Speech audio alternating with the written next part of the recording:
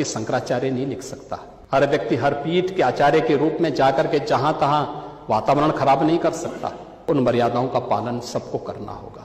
ఎవరు పడితే వారు తమ పేరు ముందు శంకరాచార్య అని రాసేసుకోలేరు. ఒక పీఠానికి ఆచార్యుణ్ణి అని చెప్పుకుంటూ ఎక్కడ పడితే అక్కడ శాంతి భద్రతలకు విఘాతం కలిగించే హక్కు ఏ ఒక్కరికి లేదు. మర్యాదలు నియమావళి అందరికీ వర్తిస్తాయి. వాటిని ప్రతి ఒక్కరూ పాటించాల్సిందే.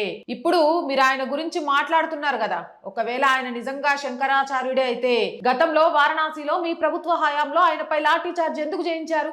ఆయనపై ఎఫ్ఐఆర్ ఎందుకు నమోదు చేశారు? ఇప్పుడు మీరు నైతికత గురించి మాట్లాడుతున్నారా? కుంభమేళలో సుమారు 4.5 కోట్ల మంది భక్తులు పుణ్యస్నానాలు ఆచరించి బయటకు వెళ్లేందుకు కేటాయించిన మార్గం అది ఎగ్జిట్ గేట్. స్నానం ముగించుకొని భక్తులు ప్రశాంతంగా వెళ్తున్న ఆ దారిలో నిబంధనలకు విరుద్ధంగా ఎవరైనా ఎదురుగా లోపలికి రావడానికి ప్రయత్నిస్తే ఏం జరుగుద్ది? అది ఖచ్చితంగా అక్కడ ఒక భయంకరమైన తొక్కిసిలాటకు దారితీస్తుంది. అది కొత్త విధ్వంసానికి నాంది పలుకుతుంది. కేవలం తన పంతం కోసం అమాయక భక్తుల ప్రాణాలతో చెలగాట మాటమే కదా అది అంటూ యోగి గారు మాట్లాడిన మాటలు నిజం. ఎవరైనా సరే ప్రజల శ్రేయస్సు కోసం, ధర్మ రక్షణ కోసం, దేశ ప్రతిష్ట పెంచే విధంగా ఉండడం కోసమే బ్రతకాలి. అలాంటి బ్రతుకే ఒక బ్రతుకు. ఆ బ్రతుకు మాత్రమే విలువ ఉంటుంది.